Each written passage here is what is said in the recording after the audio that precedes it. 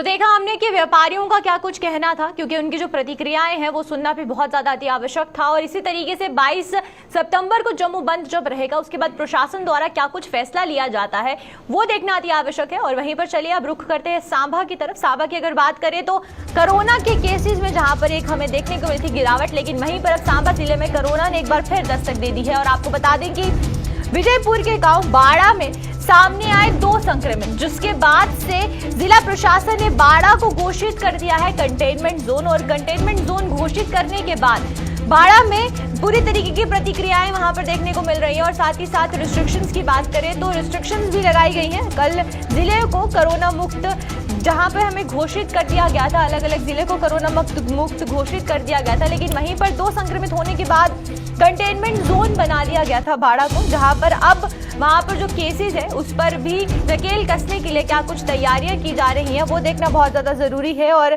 वहीं पर आपको बता दें कि अस्पताल प्रशासन की बात करें, स्वास्थ्य विभाग की भी बात करते हैं अगर, तो स्वास्थ्य विभाग द्वारा पूरे तरीके से तैयारी यहां पर की गई है और कोशिश की जा रही है कि कोरोना पर नकेल कसी जाए। ज्यादा जानकारी के लिए हमारे साथ हमारे संवाददाता ऋषि सांभा से ज्वाइन कर चुके हैं, तो ऋषि से बात करते हैं। ऋषि, पहले मैं जानना चाहूंगी, तीसरी लहर की जब बात की जा रही थी तो क्या ये तीसरी लहर की जो दस्तक है वो सांबा डिस्ट्रिक्ट में शुरू हो गई है? क्योंकि 2 संक्रमित पाए जाने के बाद अब वहां पर जो अस्पताल प्रशासन है उनके द्वारा किस तरीके की एहतियात बरती जा रही है, और सांबा प्रशासन द्वारा बात करें तो उनके द्वारा किस तरीके की जो एहतियात है वो बरती जा रही है? देखिए, पहले भी आपको बता दें कि कल ही हमने सुबह ये अपडेट किया था कि जिला सांबा पूरी तरह से कोरोना मुक्त हो चुका है और कोई भी एक्टिव केसेस नहीं थे जिला सांबा में और रिकवरी 100% हो चुकी थी।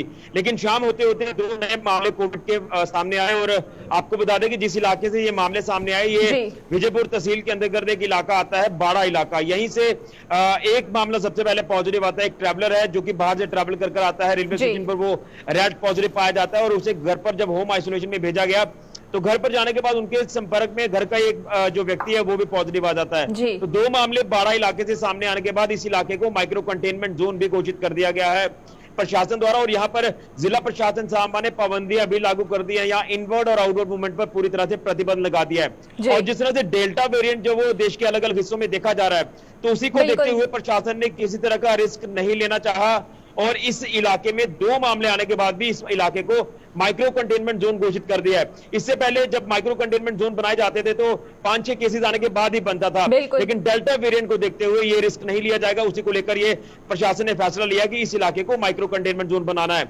और उसी के साथ साथ अब यहाँ पर 100% टेस्टिंग की जाएगी और टेस्टिंग को लेकर अगर कोई व्यक्ति यहाँ पर रिफ्यूज करेगा तो उसके खिलाफ कानूनी कार्रवाई की जाएगी। यहाँ नोडल ऑफिसर्स की तैनाती कर दी है जो एसेंशियल सर्विसेज को लेकर यहाँ नजर रखेगी कि कहां पर एसेंशियल सर्विसेज की जरूरत है, क्योंकि यहाँ पर कोई व्यक्ति जो है वो बाहर नहीं आ सकता। तो जो तमाम ये प्रतिबंध एक बार फिर से लागू किए हैं तो ये इशारा होता हुआ नजर आ रहा है कि जो तीसरी लहर का हम बार बार जिक्र कर रहे हैं, वैज्ञानिक जिक्र कर रहे हैं, डॉक्टर जिक्र कर रहे हैं, तो कोई ऐसा ना हो कि तीसरी लहर आ जाए और हमें पता ही ना चले। और कहीं ना कहीं हम लोग ही रिस्पॉन्सिबल हैं तीसरी लहर को आगे लाने के लिए। ऋषि, आपने ये चीज अभी बताई कि जो एक संक्रमित पाया गया है उसकी ट्रेवलिंग हिस्ट्री है, यानी कि वो ट्रेवलर था। तो जैसे लखनपुर प्रवेश द्वार है या फिर हम रेलवे स्टेशन की बात करते हैं, जिससे भी ट्रेवलिंग, जितने भी लोग बाहर से ट्रेवल करके जम्मू आते हैं तो उनको कितनी जरूरत है कि पहले प्रवेश द्वार पर ही उनका टेस्ट प्रॉपर तरीके से किया जाए? क्योंकि आरटीपीसीआर की बात करें या फिर रैट टेस्टिंग की बात करें तो ये हर बार हमें लखनपुर में देखने को मिलता है कि टेस्टिंग हो रही है, या फिर जितने भी प्रवेश द्वार है जम्मू कश्मीर के वहां पर देखने को मिलता है। तो यहाँ पर उसके बाद भी अगर एक ट्रैवलिंग हिस्ट्री बताई जा रही है तो चाहे एयरपोर्ट की बात करें, रेलवे स्टेशन की बात करें, तो वहां पर भी टेस्टिंग होना कितना ज्यादा अनिवार्य हो गया है इसके बाद? देखिए, टेस्टिंग अनिवार्य है। टेस्टिंग को अगर रोक दिया गया तो फिर वो रिस्क काफी ज्यादा बढ़ जाएगा और अगर वो घर पर आकर पॉजिटिव हो जाते हैं तो उनके संपर्क में अपने फैमिली के मेंबर्स पॉजिटिव हो जाएंगे। इसलिए प्रशासन ने ये जो एक शुरू की था, ये एक इनिशिएटिव लिया था कि एयरपोर्ट पर टेस्टिंग की जाएगी, रेलवे स्टेशन पर टेस्टिंग की जाएगी, लखनपुर प्रवेश और वहां पर टेस्टिंग की जाएगी। तो ये टेस्टिंग की प्रक्रिया लगातार जारी है। लेकिन ट्रैवल हिस्ट्री का केस सामने आया है और रैट टेस्ट में पॉजिटिव आने के बाद इस व्यक्ति को होम आइसोलेशन में भेजा गया। तो शायद लग रहा है कि घर पर जाकर इस व्यक्ति ने जो है वो प्रिकॉशंस नहीं लिए हैं और घर का ही एक सदस्य इसकी चपेट में आ चुका है। और वही हम बात कर रहे हैं कि जिस चेन को हमने बड़ी मुश्किल से तोड़ा है ये चेन कहीं दोबारा से ना बढ़ जाए, तीसरी लहर में हम कहीं दाखिल ना हो जाए, ये काफी एक रिस्क जो बन जाएगा। लेकिन प्रशासन की अगर हम बात करें तो प्रशासन की रिस्क नहीं लेना चाहता, लेकिन अपनी हमें मेंटालिटी बदलने की जरूरत है।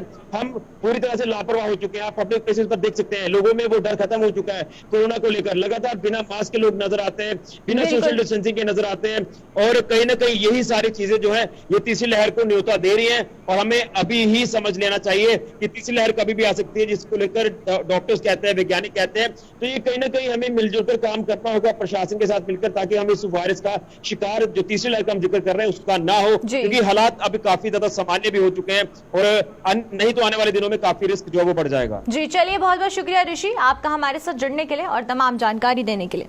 तो ये थी हमारे साथ हमारे संवाददाता ऋषि, जो कि सांबा से हमारे साथ जुड़े थे। और जिस तरीके से बाड़ा इलाके की बात करते हैं तो वहां पर 2 संक्रमित पाए जाने के बाद माइक्रो कंटेनमेंट घोषित कर दिया गया है बाड़ा जिले को। और वहीं पर बात करें अब वहां पर किस तरीके की रिस्ट्रिक्शंस जारी की जाएंगी वो देखना भी बहुत ज्यादा जरूरी है। और उसके बाद इस चेन को तोड़ने के लिए प्रशासन द्वारा क्या कुछ कदम उठाए जाते हैं वो उसका भी इंतजार जनता को रहेगा।